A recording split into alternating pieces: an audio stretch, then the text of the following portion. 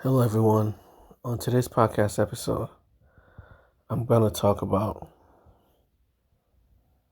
the Bible again and the symbolisms of the Bible, And in the previous podcast episode, I talked about how all the other religions, right, worship the God of the Bible.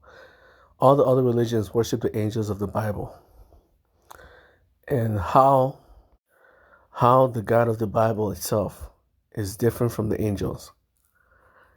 The God of the Bible, Yahweh, is the creator of everything, right? Since the God of the Bible is creator of everything, and the God of the Bible states that, the Bible states that God is omnipresent. It shows that, God created everything within his body. It means we're inside the body of God, right? The God of the Bible isn't something you can call a God. It is something beyond the world, the word God, When you see the word God, many people think of Zeus, many people think of Apollo, many people think of Thor. They think of, Odin. They think of all these, Greek gods. The God of the Bible is different from these gods. The angels of the Bible are the gods of the other religions. That's what I said in the previous podcast episode, is that the angels of the Bible are the gods of the other religion. The God of the Bible, Yahweh, is beyond the realm of God.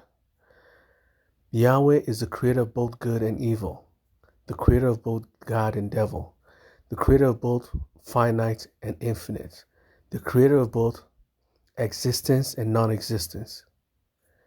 Yahweh is much more than a God. Yahweh is beyond the word God, because Yahweh is everything and nothing at the same time. Yahweh is the future and the past at the same time. Yahweh is you and me at the same time. Yahweh is existence and non-existence at the same time. So let me give you a clue of what I mean by, the angels of the Bible are the gods of are the gods of the other religion, right? So here's a simple, example. You can trace back every single god to the Bible, to a biblical figure in the Bible. Every single one. From every other religion. The reason why there's so many different religions that worship all these gods, if you trace the origins of these gods, you end up finding out that all these gods end up tracing back to the Bible. All these gods share the same traits as the angels in the Bible. The only ones that's different is Yahweh. Yahweh is different from all these gods.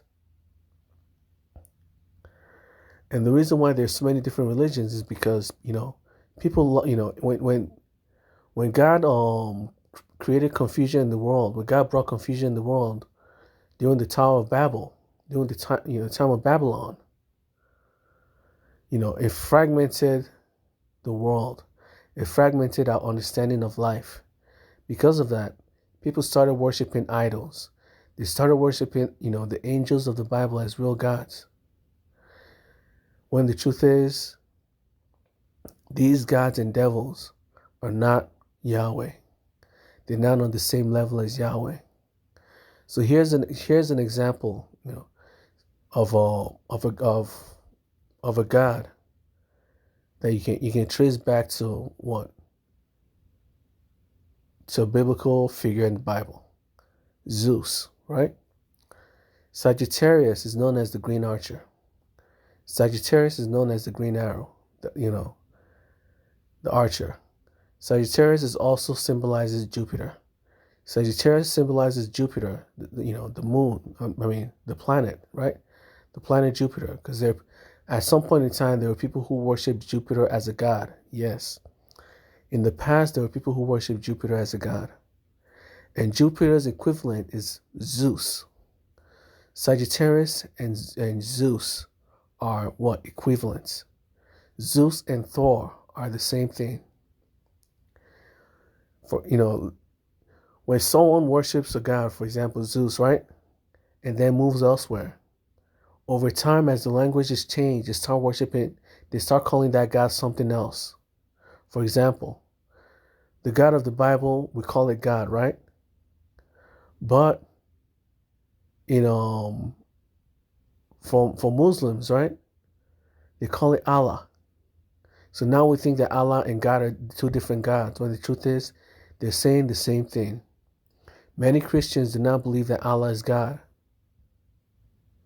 When you tell a Christian, Muslims worship Allah, they actually start to think that Allah is a different person, Allah is a different being, without realizing that Allah and God are the same thing. El and God are the same thing. The word El means God as well. El, Al, Allah. These are the same words. A-L-L. E-L-L, A-L-L, and Allah. These words all means God. But because of language, we always fragment these, we always automatically assume that because the word is in a different language, it automatically means it's a different being altogether. Many Christians will now think, that the word Allah means God, the God of the Bible, because it's spoken in a different language. This is the power of language. When God, created confusion in the world, it fragmented our language. We started speaking different languages. Because we started speaking different languages, guess what? We started referring to what? The same person, the same beings, using different names. And that's how you can get confused. When the same being is called a different name, you automatically assume it's a different person. As time goes on, you start to create your own religion based off that person, based off that, that being, without realizing that being is actually the same being that you're worshiping in a different religion. This is how all the religions are fragmented. This is how all the religions came to be today. Is that after the Tower of Babel, all our languages were fragmented. Because all our languages were fragmented, our beliefs also were fragmented. People started worshiping, angels instead of the God of the Bible. So here's, so Zeus, right, is also Thor. Zeus is what? The leader of the angels. Do you know who Zeus represents in the Bible? Zeus represents Michael. Michael is the leader of the angels. Zeus is the leader of the gods. Michael is the leader of the angels. Zeus is the leader of the gods, right? Zeus is also, Thor. Both of them control lightning, right? Zeus controls lightning, throws lightning from his hands. Thor throws a hammer of lightning from his hands. These two gods are exactly the same in just two different religions, two different interpretations of the same being. Michael is the leader of the angels. Zeus is the leader of the gods. Zeus, is also Thor. Thor is what? The person who wields a hammer. Do you know what Michael means in the Bible? The word Michael means the hammer of God. Do you really think it's a coincidence that, Michael's name literally translates to the hammer of God? Zeus and Thor are the same being, and Zeus wields a hammer. Thor wields a hammer, and Zeus is the leader of the gods. Do you see how languages work? Because of language, one being, Michael, has been fragmented into what? Zeus and Thor. Zeus, Thor, Sagittarius, and Jupiter. One person has the same traits, but because of language, it is called a different being in every religion. This is how, the biblical angels can slowly over time become the people that, you worship as their own separate religion. There are people who worship Satan right now. There are people who worship Lucifer to this day. There's a cult of Satan. A while back, I remembered that Russia, they passed a law where they banned all Satan worship in the country. Yes, there are people who worship Satan to this day. The angels of the Bibles that are the people that are the ones being worshipped instead of God. This is why they're false idols. Instead of worshiping God, people worship the angels of the Bible. Instead of worshiping God, they worship the fallen angels. The fallen angels. Do you think it's a coincidence that, Michael is the leader of the gods, or Michael is the leader of the angels, right? That fought the devils and won, right? Guess what? Zeus is the leader of the gods that fought the giants and won. Zeus defeated the giants just like Michael defeated the devils, the fallen angels. And guess what? Who's also fighting giants in their religion? Thor.